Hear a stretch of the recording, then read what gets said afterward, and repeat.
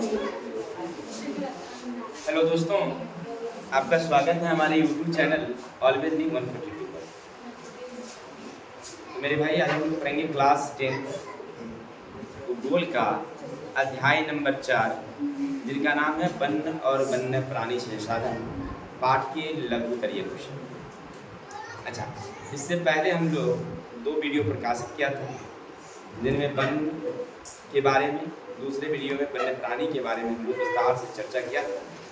तो हमने देखा था कि वन एक अनुपम संसाधन है, बहुत सुंदर चीज़ें हैं वन हमारे लिए, क्योंकि पर्यावरण को संतुलित करने में, वर्षा कराने में, साथ ही साथ जो ग्लोबल वार्मिंग है उसको ख़त्म करने में हमारे लिए महत्वपूर्ण संसाधन है। इससे देश की राष्ट्रीय आय में भी वृद्धि होती है और ये हमें कई तरह की चीज़ें उत्पाद देती हैं, जिनमें मूल रूप से हमने देखा था कि भाई जलावन देती है, फल देती है, औषधियाँ देती है।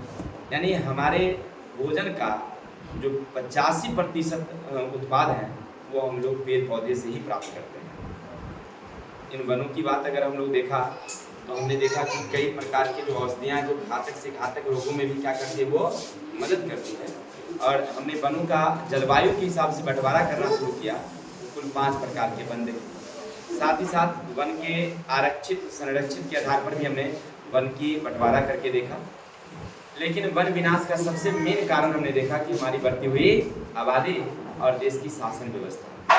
जब अंग्रेजी शासन था तो उस समय वन का विनाश बहुत ज़्यादा हुआ। देश की आबादी जब बढ़ी तो विकास के नाम पर देश का मतलब जो वन थे वो ज़्यादा काटे गए। यानी कुल मिलाकर के अगर देखा जाए तो वन बहुत कट गए। तो वन बचाव के हमने तरीके भी देखे कि भाई वन को कैसे संरक्षित करेंगे। तो हमने बताया कि भाई सबसे पहले वन को संरक्षित घोषित कर दिया जाए, वहाँ पर ना तो चारागाह होगी ना ही वन की कटाई होगी। वन का हम लोग अगर काटेंगे जहाँ पर तो वहाँ पर फिर से नए पौधे लगाएंगे उस जगह पर। दूसरा था कि वन में वो वन काटे जाएँ जो परिपक्व हो चुके थे, कच्चे नए पेड़ नहीं काटेंगे, परिपक्व वन काटेंगे। तीसरा हमने बताया था कि वहाँ पर वन फसल चक्रण विधि अपनाई जाए, जहाँ पर महोगनी का अगर काट लिए हैं तो एबोनी का पौधा लगाइए, देवदार काट लिए हैं तो स्पाइस का पौधा लगाइए। यानी बदल बदल कर पौधा लगानी चाहिए। और जहाँ पर लकड़ी है तो उस जगह पर हम लोग कुछ दूसरे चीज़ों का उपयोग करेंगे तो उस वन का क्या हो जाएगा, संरक्षण हो जाएगा। खाली जगह पर पेड़ लगानी चाहिए। इन सारी चीज़ों को हमने देखा। दूसरा वीडियो हमने प्रकाशित किया जिसमें हमने वन्य जीव के बारे में देखा। हमने ये भी बताया कि वन्य जीव हमारे लिए भी एक अनुपम संसाधन है, क्योंकि प्राकृतिक को नहीं सुंदर बनाती है। कभी तितलियाँ उड़ती है, कितनी सुंदर लगती है। एक साथ जब पक्षियाँ आपके सिर के सामने से उड़ जाए कितनी मज़ा आती है। और कबूतर को अपने कंधे पर लेकर के चलना कितनी आनंददायक होती है। नहीं, तोता तो उड़ जाती है, कबूतर जल्दी नहीं उड़ती है। अगर आपके अपने कंधे पर बैठा करके अगर घूमेंगे तो तोता जल्दी उड़ जाती है, लेकिन कबूतर नहीं उड़ती है। ठीक है ना, तोता जल्दी उतनी नहीं रहती है, लेकिन कबूतर बहुत लोग पोसते पालते हैं। तो कबूतर को लोग लेकर के पकड़ करके खेलते भी हैं उसके साथ। नहीं तो यानी कहने का अर्थ है कि पक्षियाँ हमें कितना सुंदर लगती है, यानी प्रकृति को वह बहुत सुंदर बनाती है। अन्य प्रकार के जीव जंतु भी हमारे पर्यावरण को सुंदर बनाती है। तो हमने क्या किया कि जितने भी जंतु थे उनको हमने कई भागों में बांटा, जिनमें 5 प्रकार मूल रूप से। तो एक थी मांसाहारी, शाकाहारी, इसके बाद रेंगने वाले जंतु, उतरने वाले जंतु और सरीसृप वर्ग के जंतु थे। उभयचर, जल उभयचर को कहते हैं लोग, तो जल उभयचर जंतु थे। इसके अलावा हमने देखा कि जंगली जंतुओं का यानी वन्य जीवों का आज का मेन कारण क्या था, तो शिकार। हम लोग तेजी से अपने लाभ के लिए उसका शिकार कर लिया। वन की कटाई हुई, भोजन और आवास की कमी हो गई, इसके कारण वह धीरे धीरे विलुप्त होने लगे। और तीसरा सबसे मेन कारण था प्रदूषण। इतनी न प्रदूषण हुई ना, जंगल जितना प्रदूषित हो गया, हवा प्रदूषित हो गया, पानी प्रदूषित हो गया। अब वन्य जीव अगर वही पानी पीते थे बीमार हो जाते थे। तो इन सब की रक्षा के लिए ना हमारे देशों में ना वन नीति लागू की गई, तो वन की भी रक्षा हो गई और वन्य जीव का भी संरक्षण हुआ। और इसके लिए कई तरह के अभयारण्य, पार्क इत्यादि हमने बनाया ताकि वन्य जीव की बचाव हो सके। चलिए, तो इस तरह से हमने देखा, पूरी कहानी को विस्तार से हम लोग समझे थे। अगर आप वीडियो देखे हैं तो अच्छी बातें हैं, नहीं है तो पहले आप वीडियो देखिए ना, तो बाकी जो क्वेश्चन है वो खुद ब खुद आपको समझ में आ जाएगी, बताने की ज़्यादा जरूरत नहीं होगी। अगर देख लिया है तो ज़्यादा देरी ना करते हुए चलते हैं क्वेश्चन नंबर 1 की तरफ। क्वेश्चन क्या कहता है, सुनना मेरे भाई। डेल्टाई वनों में मुख्य रूप से कौन कौन से पेड़ उगते हैं?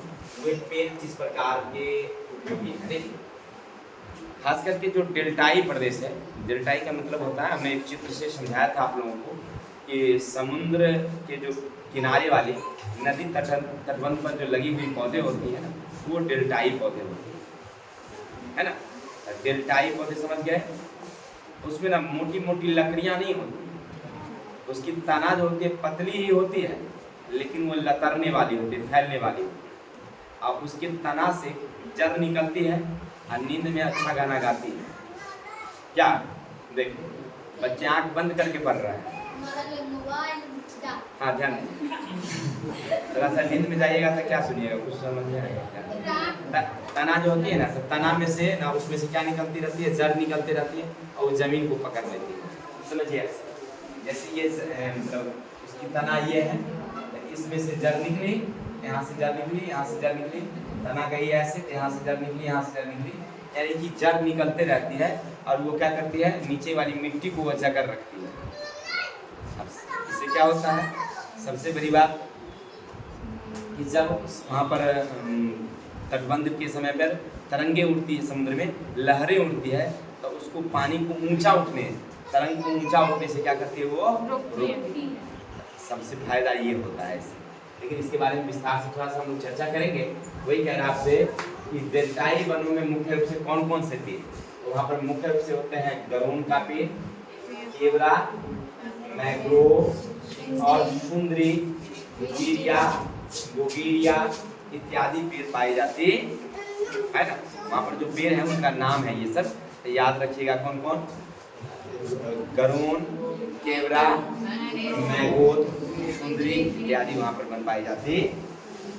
अब देखो, डेल्टाई वनों की उपयोग अभी अभी आप क्या पढ़े, उसमें तो मोटी मोटी लकड़ियाँ नहीं ना होती है भाई। अब मोटी मोटी नहीं है, सीधी सी बात है, उसे फर्नीचर की तो आशा मत रखिएगा। क्या उससे चौकी के टेबल होगा? नहीं होगा। उसमें ना मूल रूप से वहाँ पर एक और पेड़ पाई जाती है, नारियल। नारियल का पेड़ उसी का है, डेल्टाई वन का ही पौधा है नारियल। नारियल के पौधे से क्या होती है कि उससे नारियल का तेल नहीं, उसके अलावा उसके झाड़ू, उसके चटाई, उसके रस्सियाँ इत्यादि बनाई जाती है। ये हो गया उपयोग। दूसरा, मैंग्रोव वन क्या होती है कि वह तेजी से पानी पर फैलती है, तो फैलने के कारण वह तरंग को उठने से रोकती है। आसपास के जो इलाके होते हैं वहाँ पर समुद्री लहर से उसकी रक्षा कर देती है मैंग्रोव वन। तीसरा क्या है कि ये खास करके आयुर्वेदिक पौधे होते हैं, यानी औषधीय पौधे। इससे हमें कई तरह के औषधि प्राप्त होता है, जिसका हम लोग उपयोग करते हैं। भले हमें आपको जानकारी नहीं है कि सुंदरी पौधे का क्या उपयोग होगा, मैंग्रोव पौधे का क्या उपयोग होगा, ये हम नहीं जानते हैं, लेकिन वो पौधे औषधीय होते हैं, उसका उपयोग करते हैं, है ना। जैसे मान लीजिए किसी व्यक्ति को ना ज़्यादा घाव होती है तो अपने यहाँ क्या करते हैं, नीम की पत्ती को पीस करके पी लेते हैं। पीने से क्या होता है? घाव नहीं होती है। हमें भी एक बार बहुत घाव हुआ था, इससे 7-8 साल पहले। कभी यहाँ वो निकल जाता था इतना बड़का, तो मुँह ढाँक के हम पढ़ाते थे। कभी नाके पर निकल जाता था इतनी बड़का, तो नाक पर तो ज़्यादा नहीं होता था क्योंकि नाके बेचारी छोटी है, तो उतने में घाव कैसे इतना बड़ा होगा, लेकिन होता था, बड़ा दर्द करता था। दवा खाते थे सूखने का, सुबह उठ के पढ़ाने जाते थे, तब गर्दन बहुत सूखता था, ये गर्दन सूख रहा है। तो समझ में आया, अच्छा गरम गरम दवा खाते हैं ना, इसीलिए ऐसा होता है। तब फिर हम सोचे कि जिसका क्या उपाय किया जाए, तो मम्मी बोली कि ना नीम पियो, ठीक हो जाएगा। हाँ, तो वही हुआ कि हमने नीम का सेवन करना शुरू किए। नीम को पीस करके कच्चा वो पी जाते थे, पीने में तो बनता नहीं था, मजा तो अच्छा लगता है। हाँ, तो किसी तरह से पीना, भाई रोग है तो पीना पड़ता है। अब पिए तो उसके बाद ना धीरे धीरे क्या हो गया, ठीक हो गया। अब हमारे चेहरा में आपको एक भी दाग नहीं मिलेगा, कहीं पूरी पसीना मिलेगा, है कि नहीं। यानी कहने का अर्थ है कि एक तरह की क्या ये आयुर्वेद है। उसी तरह से वो बहुत सारे पौधे ना वहाँ पर औषधीय पौधे होते हैं, जिसका कहीं ना कहीं वहाँ के जो स्थानीय लोग हैं वो उसका उपयोग जानते हैं। इस तरह से समझ गए कि इसकी क्या उपयोगिता है। अब आगे दूसरा, दक्षिण भारत के 3 राज्यों के नाम जहाँ वनों का विवरण कम है, मैंने कहने का अर्थ है कि वन का विस्तार जो है ना वहाँ पर कम है। दक्षिण भारत के कौन कौन से राज्य हैं जहाँ वन का? आप सीधा बात, सबसे मेन है कर्नाटक, वहाँ कर्नाटक में, हाँ आंध्र प्रदेश है, इसके अलावा कुछ मध्य प्रदेश भी रख सकते हैं, या तमिलनाडु भी लिखिए ना, तमिलनाडु भी लिख लीजिए, कोई दूसरा लिख सकते हैं, कोई दिक्कत नहीं है, ठीक है ना। मध्य प्रदेश का कुछ हिस्सा दक्षिणी भाग में चला जाता है, आप चिंता नहीं करिए, ठीक है। मध्य प्रदेश जो है वो बहुत बड़ा है, ठीक है, तो उसका जो है ना मिडिल मतलब नीचे का जो हिस्सा है वो दक्षिण भारत में चल जाता है, आप ऊपर वाला मध्य में रह जाता है, उत्तर में नहीं आता है। जैसे भारत का मैप देखेंगे ना तो आपको लगेगा कि जो मिडिल भारत है ये मध्य प्रदेश वो ऐसे फैला हुआ, ऐसे हमारा ये जो हिस्सा है वो कहाँ चला जाता है, उसका दक्षिण में चला जाता है, ठीक है। चलिए उसको छोड़ दीजिए, यहाँ पर आप नए लिखेंगे तो तमिलनाडु लिख लीजिए, है ना, केरला लिख लीजिए, कोई दिक्कत। तो हम लोग पढ़ेंगे दक्षिण भारत के 3 राज्य जहाँ पर वनों का विस्तार कम है, तो कौन कौन लिख देंगे? अच्छा, अब आपके दिमाग में आता होगा कि सर मध्य प्रदेश में तो सबसे ज़्यादा वन है, कहने का मतलब दे भाई हमारे चाहे 33.3% विभाग में वन नहीं, लेकिन वहाँ पर कितना वन है? 11.2, तब बहुत नहीं कम हुआ, जितना चाहिए उसमें कम है ना हम लोग, ठीक है। हाँ भले पूरे देश में सबसे ज़्यादा है ना, कहता है वो देहाती खबर, जहाँ गाछ न वृक्ष वहाँ अंडी महावृक्ष, क्या जैसे हम अपने परिवार में अपने मतलब पूरे परिवार की बात करते हैं, हम अपनी बिरादरी में मैट्रिक की परीक्षा में हम पहली बार पास किए थे, हमसे पहले कोई परीक्षा नहीं दिया था और कोई पास नहीं किया, सही बता रहे हैं। हम अपनी बिरादरी में सबसे पहले हम लड़का थे जिन्होंने मैट्रिक में हमने पास किया, इससे पहले और सारे लोग दिए थे, जो भी दिए थे वो फेलियर कर गए थे, ठीक है। जैसे कि हमारे बड़े चाचा के 5 बेटे, तो उन्होंने कोई दिया ही नहीं एग्ज़ाम, छोटका तो हमारे साथ पढ़ता ही, मझला चाचा 2 था, एक बड़ा था तो वो दिया ही नहीं था, क्योंकि एक बड़ी बहन थी वो तो दिए ही नहीं, हमारे बड़ी बहन दी ही नहीं, भैया दिए तो फेल कर गए, ठीक है, समझ रहे हैं। उसके अलावा और सारे थे गुजर को, तो कोई दिया ही नहीं था। कुल मिलाकर के हम पहले लड़का थे, उस समय हम थे मतलब उतना तेज नहीं थे, लेकिन लगा कि ना मतलब परिवार में बहुत अच्छा नाम किया, तो हम वही समझ रहे हैं जहाँ गाछ न वृक्ष वहाँ अंडी महावृक्ष, हम कुछ थे नहीं, लेकिन हमको लगा कि बहुत अच्छा हम पास किया है, नहीं क्या किया है। अभी हमसे ज़्यादा बच्चा सब तेज है, जिस समय हम लोग पढ़ते थे ना उससे अभी बच्चे बहुत तेज है, बहुत ज़्यादा पढ़ते हैं पहले की अपेक्षा ना, अब लगता है कि बच्चा से पढ़ रहा है, आएगा। तो वही बात है कि दक्षिण भारत में कौन कौन राज्य है? कर्नाटक है, तमिलनाडु है, केरला है ना, आंध्र प्रदेश है, जहाँ वनों की संख्या बहुत ही कम है। आगे चलेंगे, वन संरक्षण के कोई 3 कारगर उपाय। अरे भाई वन को बचाने का कोई 3 उपाय बताइए। सबसे पहली बात, वन को संरक्षण करना है तो वन के लिए सबसे पहले सुरक्षित या संरक्षित घोषित कर दीजिए, तब वन का क्या हो जाएगा? संरक्षण खुद ब खुद हो जाएगा। क्या नहीं बताए कि वन का संरक्षण का घोषित करना है, बचाना है, तो सुरक्षित या संरक्षित घोषित कर देंगे तो उसमें पेड़ कटाई क्या होगी? ऑटोमेटिक रुक जाएगी, साथ ही साथ उसमें चारागाह बंद हो जाएगी, तो नए छोटे छोटे पौधे खुद ब खुद उगते रहेंगे। ये फायदा ये होगा।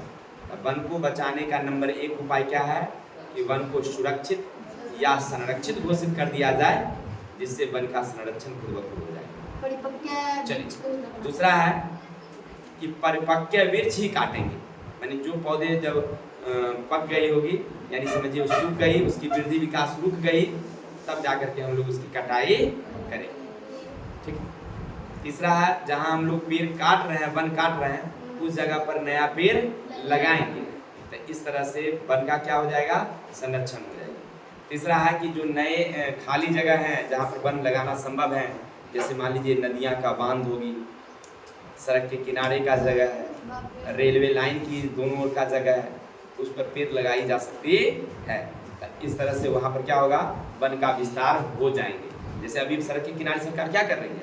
लगा रही है ना, रेलवे लाइन के किनारे लगा रही है ना, दोनों ओर उसको लगा दे, क्योंकि रेलवे लाइन का बहुत जगह रहता है उसका, रेल का अपना ज़मीन है, रेल का अपनी ज़मीनें हैं। देखिएगा कभी रेल से यात्रा करेंगे, रेल की पटरियाँ इतनी दूरी पर, उसके अलावा बहुत सारा जगह, इधर भी बहुत ज़्यादा, उधर भी पिलर गाड़ ले हैं खेत, उसके बाद लोग कर रहा है, इधर कर रहा है उसके बाद, अब बीच में खाली है, अगर उसमें पेड़ लगाया जाए तो कितना पेड़ हो जाएगी, नहीं। इस जगह सरकार क्या कर रही है कि नई जगह पर पेड़ लगाई जाए ताकि वन का क्या हो जाए, विस्तार हो जाए। कौन कौन उपाय? तो पहला नंबर 1, वन को सुरक्षित या संरक्षित घोषित कर दिया जाए। दूसरा, परिपक्व वृक्ष काटी जाए। तीसरा, जहाँ वृक्ष काटेंगे वहाँ पर हम लोग फिर से पेड़ लगा देंगे। और चौथी, कि जो जगह खाली है नए पेड़ वहाँ पर लगाए जाए, नया वन लगाया जाए ताकि वन का संरक्षण हो जाए। उम्मीद है समझ में आ गया होगा। आगे चलें, चलते हैं नेक्स्ट। चलिए बाजी, वन संरक्षण के उपाय देख रहे थे ना, क्लियर हो गया। अब आगे भारतीय वन्य प्राणियों के विभिन्न प्रकार का उल्लेख उदाहरण के साथ करना। देखिए हमारे भारत में, सुनिएगा मेरे भाई, हमारे भारत में वन्य प्राणी की विविधता है। हमने देखा था कि भारत में तो मान लीजिए छिटपुट देखा जाए तो सब जगह वन्य जीव नहीं है क्या। अपना गौशाला में नहीं है, अपने गौशाला में बहुत तरह के जीव जंतु, खास करके देखिए चौर में कौन सी प्रकार रहता है, नीलगाय भेड़ है, बनैया सुअर भी रहता है, गीदड़ भी हैं, शाही भी हैं, खरगोश भी हैं, है ना, ये सब रहता है। हाँ, हिंसक जीव हमारे यहाँ नहीं है। हिंसक जीव भालू हैं, जैसे वो सब क्या कहते हैं, चीता बाघ नहीं है, लेकिन ये सब जीवें हैं। चलिए, अपने यहाँ हाथी नहीं पाया जाते, जंगल में कम ऐसे लोग पालते हैं, एक दो कहीं कहीं वर्ग। आइए तब वन्य जीव में हम लोग खास करके देखे थे कि कुछ ऐसे हमारे देश में जगह हैं जो खास करके हॉट स्पॉट के रूप में गिने जाते हैं, और वो 4 थे। नहीं, हमारे देश में तो जैव विविधता है, बहुत सारे जीव जंतु। जितने जीव जंतु है ना उसको हम लोग कितने भागों में बांट दिया, 5 भागों में। कितने भागों में? जितने जीव जंतु हैं उसको कितने भागों में बांटा?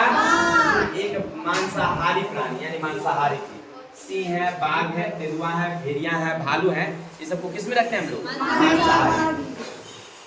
अगला है शाकाहारी प्राणी। शाकाहारी हाथी, गेंडा, हिरण, बारहसिंगा, सुअर, नीलगाय, है ना, जंगली बकरा, ये सब क्या है? शाकाहारी जीव है। ये पादप या पादप उत्पाद खाते हैं। अगला है कुतरने वाले प्राणी।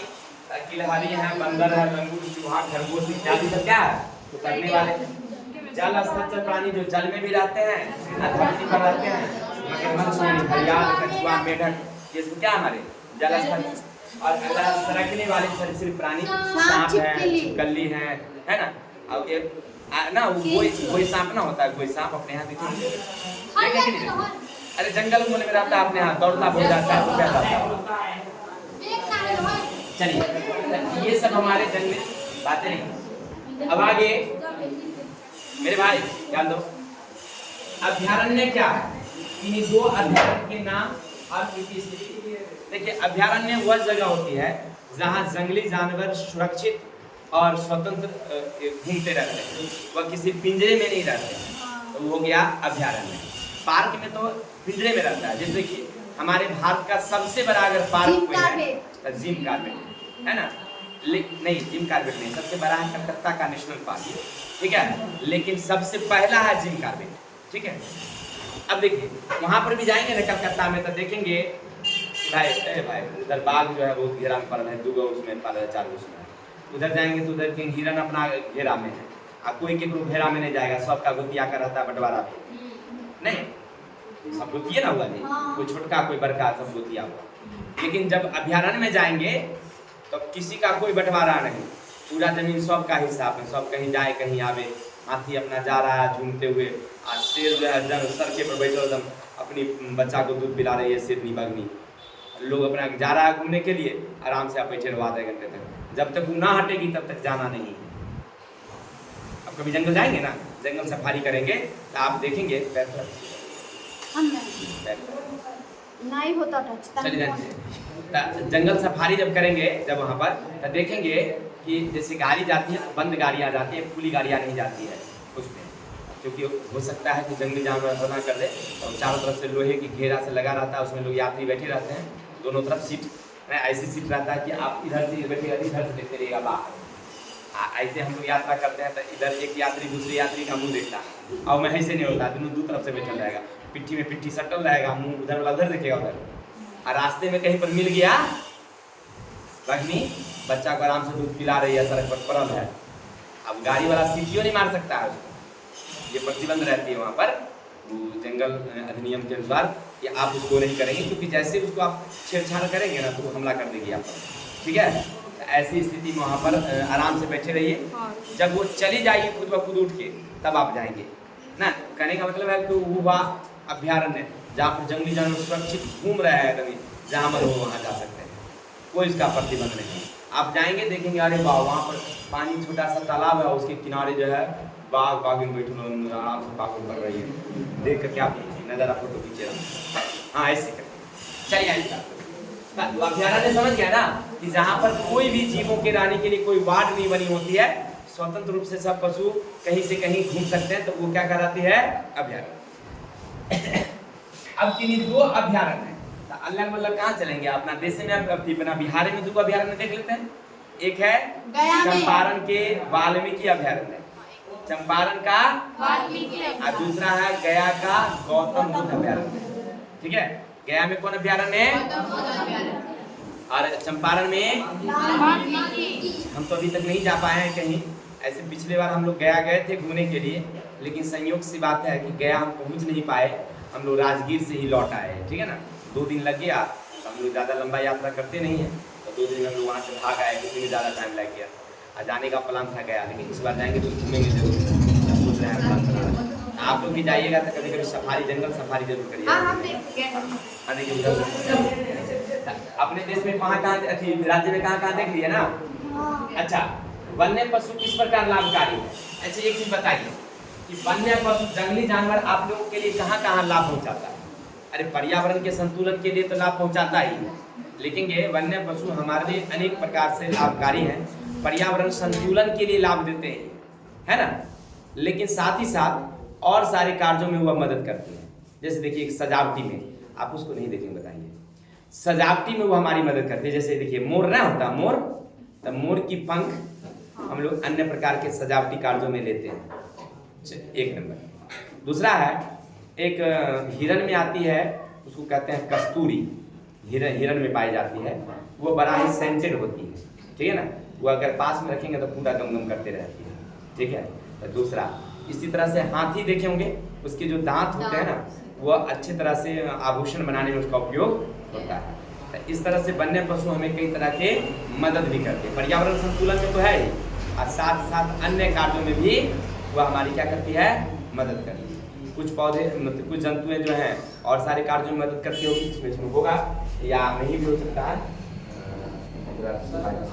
हाँ, वन्य जीव से कुछ कीमती पदार्थ भी प्राप्त होती है वन्य जीव से, तो वो सब हम लोग उपयोग करते हैं। अब आगे है लास्ट क्वेश्चन है जी, लास्ट है। देखिए वन महोत्सव बाघ परियोजना क्या है? देखिए सुनिएगा, पूछा जा रहा है वन महोत्सव क्या है, तो वही खाली जगहों पे वन लगाइए, वन को बचाइए, ये जो हम लोग पर्व मना रहे हैं इसको कहते हैं हम लोग वन महोत्सव। अभी पीछे चर्चा हुआ ना कि वन महोत्सव क्या था, तो हमारे देश में वन की संख्या क्या होने लगी? बहुत कम होने लगी। तो वन की सुरक्षा के लिए वन हमेशा लगा रहे, इसके लिए वन को ज़्यादा कटाई ना हो इसलिए, और खाली जगह पर वन लगाई जाए, सब लोगों में जागरूकता लाई जाए, इसलिए वन महोत्सव मनाया गया। हो गया। अब चलिए वन बाघ परियोजना। हमारे देश में बाघ की संख्या बहुत कम हो गई, पर्यावरण के संरक्षण के लिए बाघ जितना चाहिए उतना बहुत ही कम है। 2010 के गिनती के अनुसार हमारे देश में बाघों की संख्या कितनी है? 1706 है। तो कहने का अर्थ है कि बाघ को बढ़ाना चाहिए, और बाघ के बढ़ाने के लिए हमारे देश में परियोजना लागू की गई, इसका नाम रखा गया बाघ परियोजना। इस परियोजना में ना बाघ के भोजन, उसकी आवास, उसकी सुरक्षा और प्रजनन पर विशेष ध्यान दिया गया। परिणाम हुआ है बाघों की संख्या में तेजी से वृद्धि हुई है। वर्तमान में कितना है? अभी वर्तमान में अभी नहीं मालूम है, लेकिन बाघ की संख्या हमारे देश में बढ़ी है, ये हम जानते हैं, ठीक है। जैसे देखिए पटना के चिड़ियाघर कहीं गए होंगे, अगर नहीं गए हैं, अच्छा पटना के चिड़ियाघर का क्या नाम था? संजय गांधी, सीधे गांधी नहीं, संजय गांधी। राजीव गांधी कह देगा, महात्मा गांधी कह देगा, तब उतराइए जाइएगा, संजय गांधी जैविक उद्यान। तो वहाँ पर ना जाएंगे तो एक वार्ड में ना एक बाघ मिलेंगे या एक बाघिन मिलेगी, अलग अलग वार्ड में रखा गया है। ज़्यादा से ज़्यादा एक बाघ वार्ड में एक बाघ बाघिन को रखा गया है। एक शेर शेरनी को रखा गया है, एक वार्ड में ज़्यादा से ज़्यादा, नहीं तो अलग अलग सब अलग अलग है, शेर अलग है शेरनी अलग है। तो मान लीजिए अगर उसमें से एक बाघिन मर जाए सपोज है, तो वो वार्ड तो खाली हो जाएगा, क्योंकि अब तो वहाँ आएगा कहाँ से, क्योंकि उसकी जनसंख्या थोड़ी बढ़ रही है। जैसे हम लोग जब गए थे तो वहाँ पर सफ़ेद बाघ देखे थे, बाघ नहीं शेर, सफ़ेद शेर। तब वो ना काफ़ी बूढ़ी हो चुकी थी, हमको लग रहा था एकदम पतली दुबली थी, कमज़ोर थी। दूसरे में देखे थे शेर था एकदम पूरा, जो अपने यहाँ का गोला वाला शेर, तो पूरा एकदम बलवान था, उछल कूद रहा था खूब। और सबसे ज़्यादा फुर्तीला होता है हमको लगता है चीता, लेकिन चीता तो है नहीं अपने यहाँ, तेंदुआ बहुत ज़्यादा होता है। तेंदुआ को देखते थे उछलता बहुत ज़्यादा था, एकदम तुरंत जंप करके ऊपर चढ़ जाता था, ठीक है। तो उस जो बाघिन थी ना, था शायद बाघिन थी, फीमेल थी, तब वो ना बड़ा धीरे धीरे चल रही थी सफ़ेद वाला। समझिए अगर मर जाएगी तो वो वार्ड खाली हो जाएगा, उसकी जगह पर कुछ कहाँ से लाया जाएगा। तो जहाँ बाघ प्रजनन केंद्र है वहाँ पर तो संख्या ज़्यादा है, तो वहाँ से फिर उठा के उसमें रख दिया जाता है। चिड़ियाघर हम लोग जाते हैं किसको देखने के लिए, जानवर को देखने के लिए ना। और जानवर ही ना रहेगा तो कहाँ जाएंगे हम लोग, इसलिए उसका एक काम है कि वहाँ से ला करके यहाँ रख देना। तो जहाँ जहाँ जैविक उद्यान है ना, उस जगह अभ्यारण्य से ला करके या प्रजनन केंद्र से ला करके उसको रखा जाता है, ताकि उसमें संख्या उसकी पूर्ति होती रहेगी। हम लोग देखते जाएंगे, सेल्फी लेते रहेंगे, ठीक है। तो चलिए आशा उम्मीद तो आज के लिए इतनी रहने देते हैं, कल मिलेंगे नेक्स्ट वीडियो के साथ। तब तक के लिए अपने भाई को विदा दीजिए। जय हिंद, जय भारत।